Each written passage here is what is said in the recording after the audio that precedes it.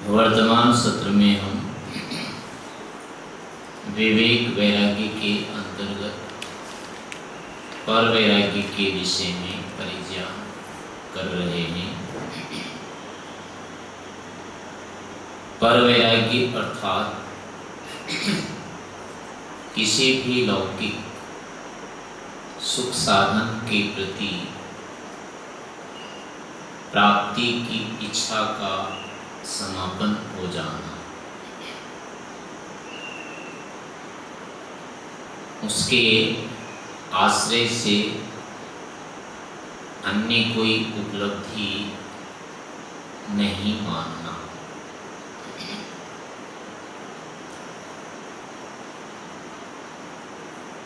वैराग्य की अवस्था में प्रधानता त्याग की होती है। त्याग अर्थात जो भी लौकिक सुख है और साधन है उनका छोड़ देना, संबंध नहीं रखना, उससे कोई प्रयोजन की आशा नहीं रखना। इसमें त्याग की प्रधानता होने के कारण स्थिति पूर्ण स्थिर नहीं होती है। त्याग वैराग्य की सिद्धि के उपरांत जब आत्मोपलब्धि हो जाएगी या ईश्वर की उपलब्धि हो जाएगी तो निश्चिंतता या किसी प्रकार की भागदौड़ की स्थिति नहीं रहेगी साधक में। लेकिन जब तक उपलब्धि नहीं होती है और केवल त्याग हो गया है या करने जा रहा है, उस काल में इसकी स्थिति सामान्य नहीं रहेगी, क्योंकि स्थिरता के लिए भी कोई आश्रय चाहिए। आश्रय विहीन, आधारहीन स्थिरता नहीं हुआ करती है। तो जीवात्मा भी स्थिर नहीं हो सकता है, निराधार। इस कारण से केवल त्याग वैराग्य के हो जाने से पूर्ण स्थिरता नहीं होती है। लेकिन उस परम स्थिरता की प्राप्ति के लिए यह अस्थिरता अनिवार्य होता है। पहले त्याग करना ही होता है, इसमें क्रम भेद नहीं है। समस्या ये है यहाँ पर, क्रम इसका यही है, पहले छोड़ना ही पड़ेगा, उसके बिना उपलब्धि नहीं होगी। इस क्रम के कारण से सारी की सारी स्थितियां बदल जाती हैं।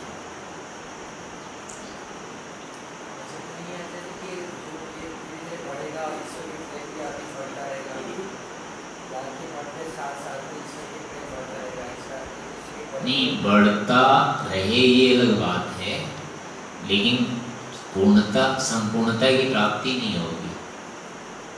प्रेम तो बढ़ेगा, ठीक है बढ़ेगा, इससे भी थोड़ा थोड़ा घटेगा, ये घटना बढ़ना तो होगा, लेकिन ये उपलब्ध हो जाए बिना इसके छोड़े ये नहीं होगा। उपलब्धि के लिए परित्याग आवश्यक होगा, यहाँ क्रम नहीं बदलेगा।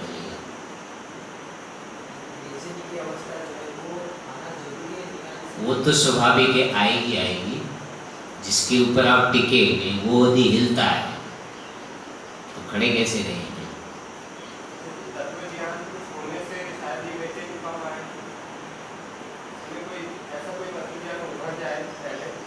वो तो इसका समाधान हुआ, छूटने से तो नहीं हो पाएंगे ना निश्चिंत। जो चीज आपके पास है वो चीज छूटती है केवल, तो छूटने मात्र से कैसे निश्चिंतता होगी? दुख पक्ष में तो होगा लाभ, ये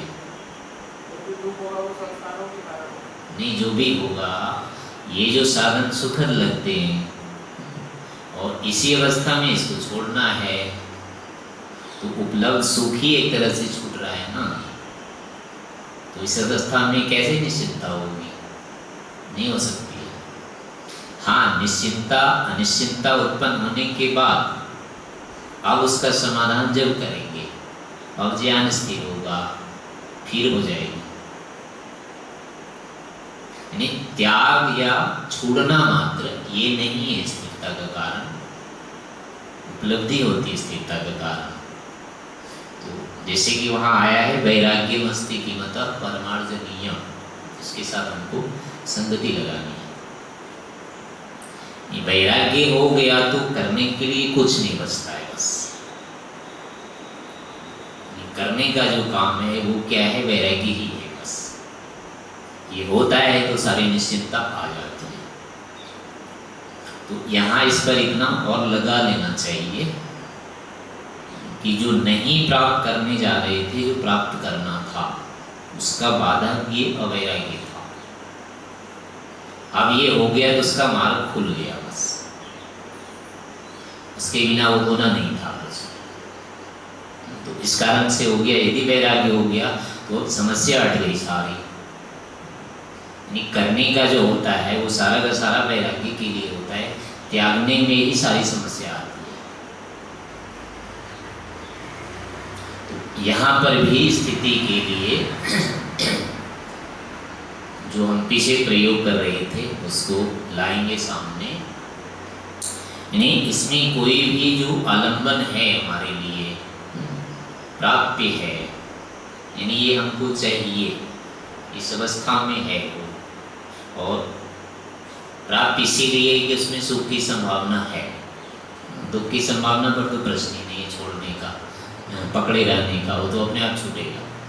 तो पकड़े इसलिए रहते हैं कि उसमें कुछ संभावना सुख की बची रहती है। तो ऐसे आलम्बन को लेने के बाद अब उसमें ये लग जानी चाहिए कि मुझे अब ये नहीं चाहिए। कोई भी जो भी आलम्बन है इसको लेकर के ये लगाएंगे कि अब मुझे नहीं चाहिए। वो अनिवार्य दिखेगा, उसके बिना हम नहीं रह सकते, उसके बिना भय होगा, कष्ट होगा, दुख होगा, सब कुछ होगा। इतनी सारी संभावनाओं के रखने के बाद भी अब उसी विषय में ये स्थिति बनानी है कि नहीं चाहिए, ये मुझे नहीं मिलेगा, ये कह लो, इस तरह से कर लो, या नहीं चाहिए, ये स्थिति बनानी होगी। और इस स्थिति बनाते समय वास्तविक में स्थिति यदि बन रही है तो इसका लक्षण होगा हृदय धड़केगा, डर लगेगा। जैसे कोई चीज़ छीन के ले जा रहा हो, यात्रा में जा रहे हैं, आपके पैसे को छीनने वाला है, तो जो स्थिति वहाँ होगी वो निकलेगी, यहाँ आएगी स्थिति। ऐसा यदि नहीं हुआ है तो अभी ज्ञान नहीं हो रहा है कि मैं इसको त्याग रहा हूँ, संकल्प नहीं बन पा रहा है। कह रहे हैं, आवृत्ति कर रहे हैं, ठीक है, उसकी हो रही आवृत्ति होगी, उसमें बाधा नहीं है, लेकिन वस्तु जो छूटना है, वस्तुतः अज्ञान जो हटेगा, उस अज्ञान के हटने पर बौखलाहट होगी, स्थिरता नहीं रहेगी, वो डर लगेगा जो कि होगा। तो उस समय क्या करना होता है, फिर भी स्थिर रहना होता है, बस ये लगे, ये लक्षण आना चाहिए। यानी कोई भी चीज़ आपने अनिवार्य रूप में मान रखा है, जो व्यवहारिक है उसको लेना पड़ेगा, केवल सोच के दूर वाली चीज़ से नहीं होगा। ये जो साक्षात व्यवहार में, ये कल ही लेना है आपको, परसों आना है, जब भी आना है। तो जो हमारे व्यवहार का विषय है, व्यवहार में प्राप्य है, उसके विषय में अब ये भावना बनानी पड़ जाएगी कि ये मुझे नहीं चाहिए।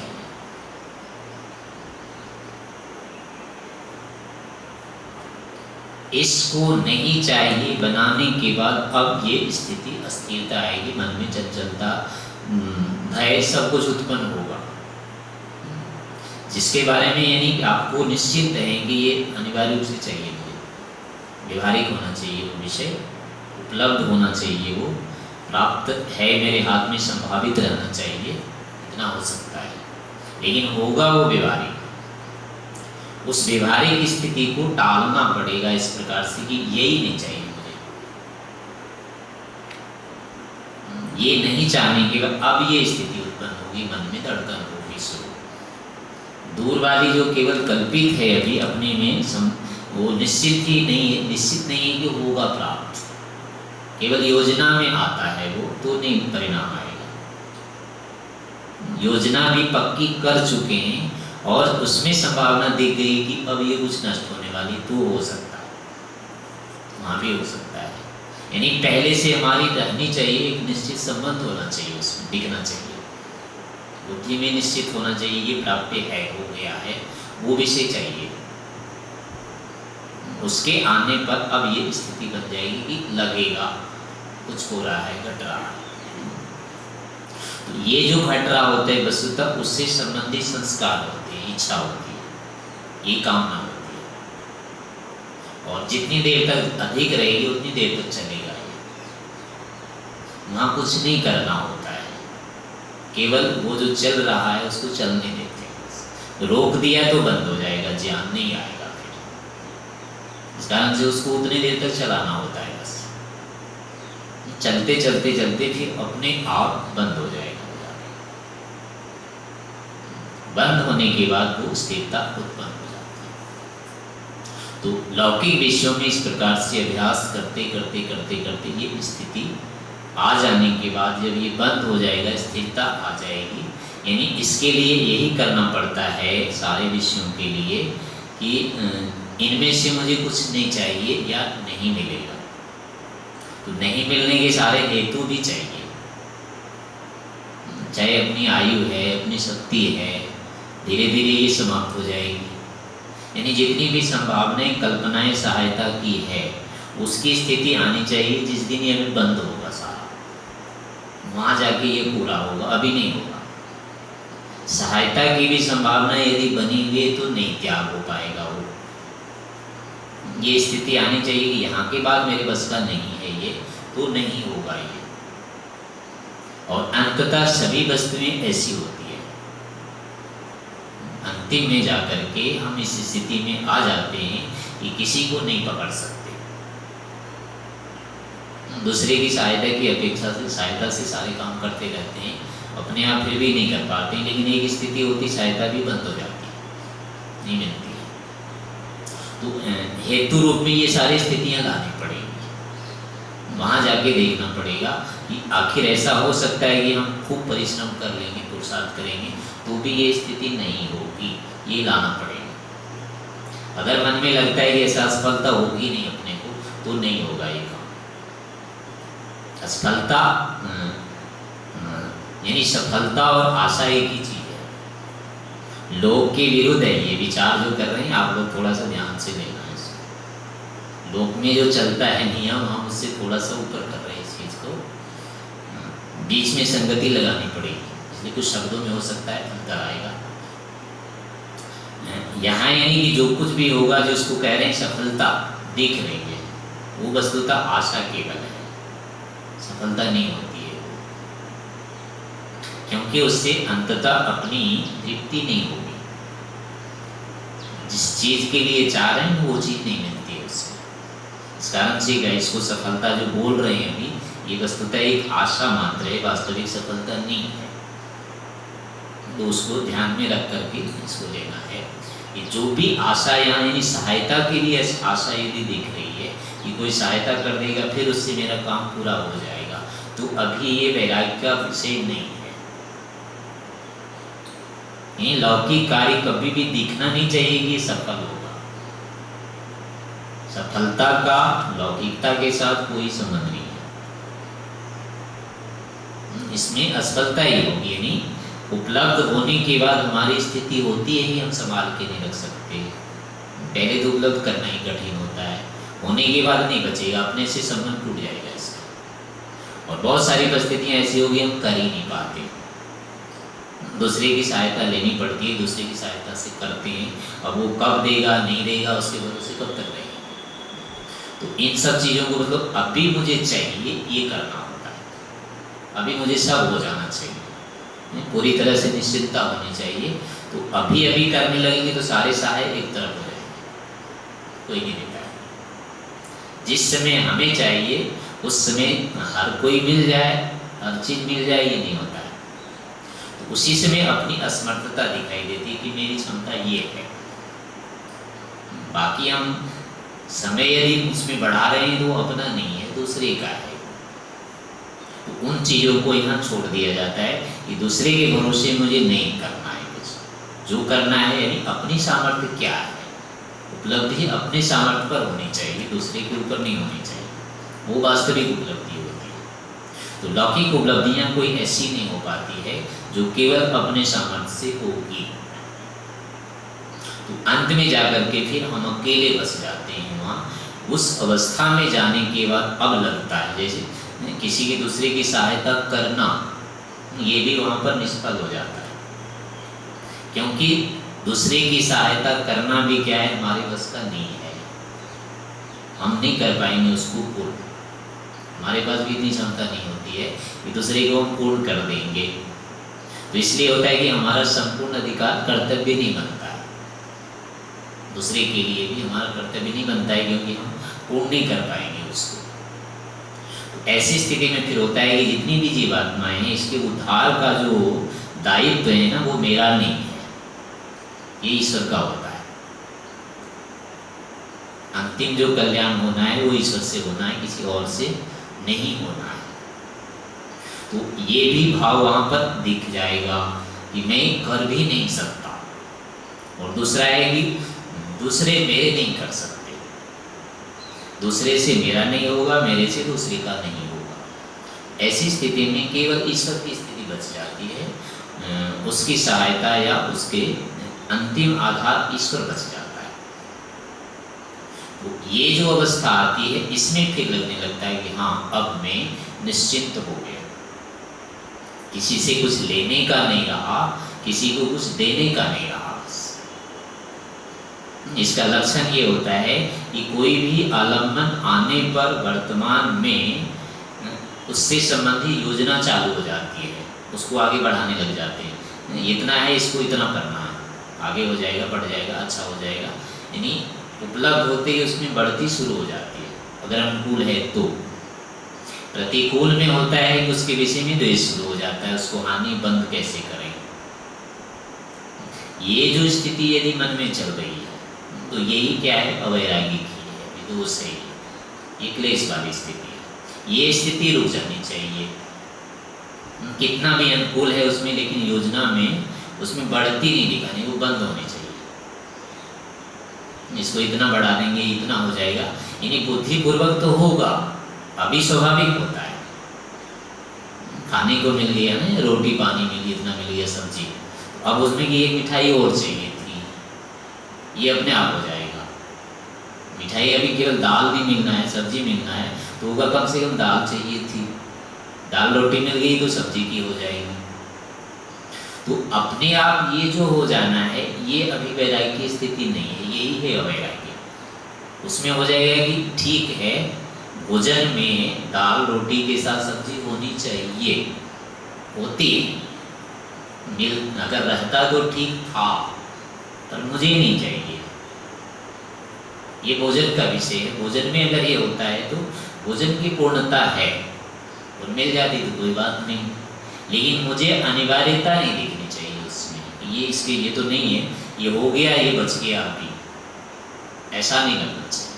तो जितना ही व्यक्ति है, वस्तु है, जिसमें एक बार उपलब्धि दिख रही है कि अनुकूल मेरे को है का, अब उसमें बढ़ती नहीं दिखनी नहीं चाहिए, यानी हम बढ़ाएं उसको, ऐसा नहीं लगना चाहिए। ज्ञान पूर्वक सोच के विचार करके अब उसको बढ़ाएंगे, ये दोष नहीं, ये वैरागी में आए, इसमें दोष नहीं होता है। अपने आप जो लग जाना है, ऐसी तरह जो प्रतिकूल व्यक्ति है, वस्तु है, जिससे हानि होनी है, उस व्यक्ति में सीधे अनायास नहीं लगना चाहिए कि ये हानि कर, इसको नष्ट करें।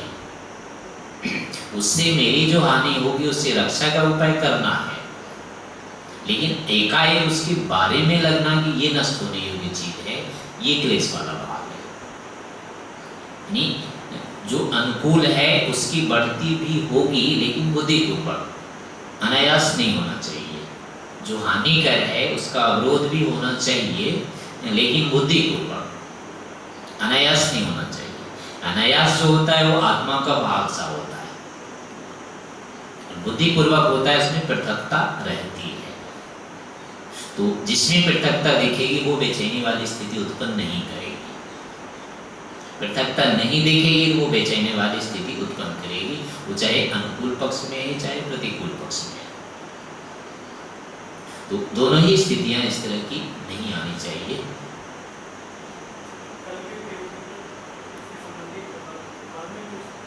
हाँ हाँ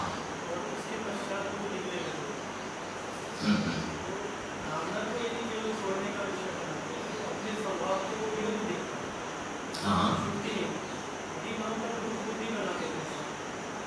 ये बना लिया स्वयं।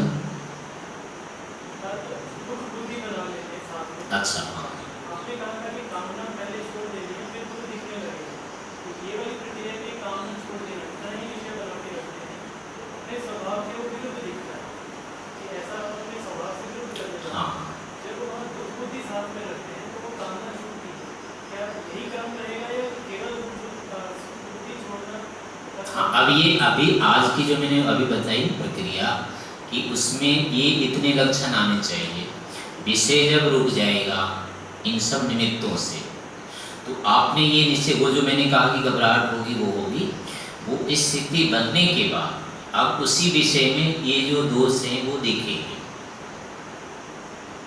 यानी कि ये जब नहीं चाहिए निश्चित हो गया, निश्चित होने के बाद आपको लगने लगेगा कि इसमें तो ये दोष है, और वो दोष भी इसलिए लगता है कि पहले से जांच होता है पर ध्यान नहीं दिए होते हैं उसमें, इसलिए वो सामने नहीं आता है, और सुख अधिक प्रबल होने के कारण वो नहीं आता है सामने। तो अब जब छोड़ दिया है, निश्चित हो गया है, यानी ये सब जो लगेगा ना बाद में मैंने जो बताया कि ये ईश्वर का काम है, ये मेरे बस का नहीं है, ये सब सारी स्थितियाँ दिखेगी बाद में। यानी जब आप निश्चित हो गए कि ये तो मुझे नहीं चाहिए, तो अब देखिएगा कि क्या क्या मुझे करना पड़ेगा, ये फालतू है इसमें, ये तो होता नहीं है, इतना हो ही नहीं पाएगा, ये सब इसके दोष पक्ष हैं। और अंत में ये जो हो कि हमने ठेका ले रखा है सारे संसार का, ये मान के चलते हैं कि हम ही सुधारेंगे सबको, तो ऐसा नहीं होता है कभी। सुधार जो होना है वो ईश्वर से होना है, इसलिए अपना दायित्व भी नहीं बनता है, ये अपने दोष है, हम समर्थ ही नहीं है। किसी का उद्धार करने के लिए हम नहीं समर्थ होते हैं। ईश्वर से जो ज्ञान बल हमको उपलब्ध होता है वो केवल जैसे अपने को हुआ है ऐसे दूसरे का भी होगा, बस इतना बताना होता है, करना नहीं करना उसके हाथ में होता है सारा, लेकिन ये इतना क्रम तो बताना पड़ता है, पर वो दायित्व अपना अंतिम दायित्व नहीं होता है।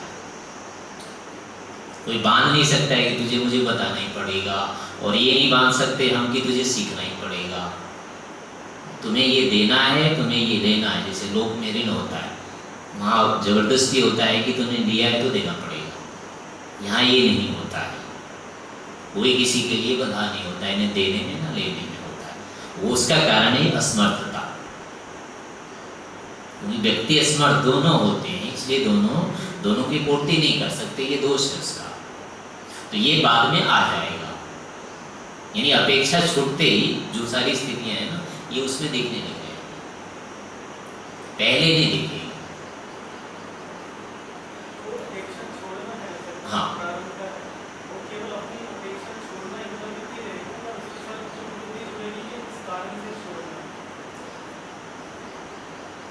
करने में तो यही करना होगा कि इससे अपेक्षा छोड़नी है, अपेक्षा छोड़ने के लिए आप हेतु इकट्ठा करते रहेंगे।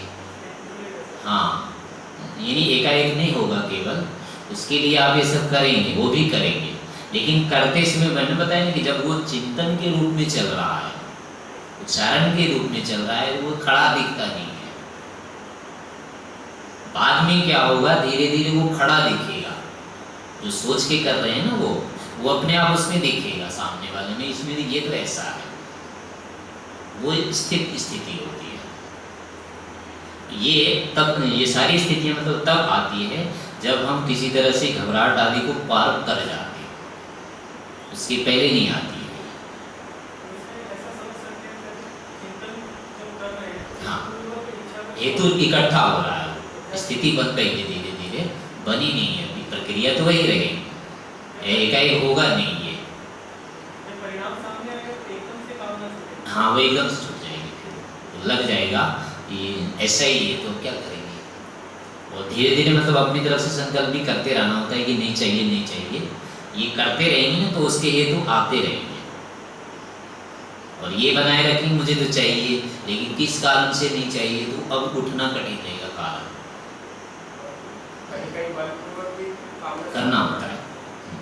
लेकिन वो बलपूर्वक मतलब निदान नहीं है पूरा, उसके बाद फिर जैसे ज्ञान चाहिए। आप कह रहे हैं कि दिखेगा, हाँ फिर दिखेगा दिखेगा, वो नहीं, वो निश्चित पक्का 100% है कि आप इस स्थिति को बना लेते हैं तो सामने लगेगा ये ऐसा ही है, और वहीं से स्थिरता होती है पूरी। यानी दोबारा जो हम आशा तोड़ते हैं एकदम से, उसके बाद तोड़ते हैं, यानी प्रवृत्ति नहीं होती है फिर करना क्या है ये ऐसा। तो यही होगा, यानी कि व्यवहार में भी यही दिखेगा फिर बाद में।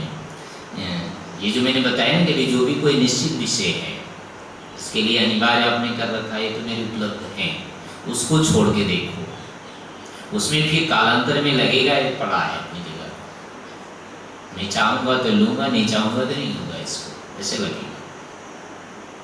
तो ये स्थितियाँ पर वैराग्य में ये क्या होता है कि पूरे संसार यानी जितना भी है, जो कुछ भी है, सबके बारे में करना होता है बस। इसलिए बुद्धि बहुत अधिक चाहिए इसमें विस्तृत, क्योंकि पूरे के प्रति करना होगा। यहाँ विषय वस्तु विषय व्यक्ति में एक ही करके होता है, परिणाम दोनों के जैसे ही होते हैं, लेकिन इसमें पूरे स्तर पर एक बात करना होगा। पूरे स्तर पर यदि हो जाता है, कहीं भी अपवाद नहीं बचा, तो ये वैरागी में आ जाएगा। नहीं तो अभी धीरे धीरे वैरागी ही होता रहता है, लेकिन लक्षण प्रक्रिया ये सब रहेंगे, प्रयोग करने पर ये स्थिति आएगी। तो अब हमारा ये जो विषय है, अब इसको पूरा करते हैं।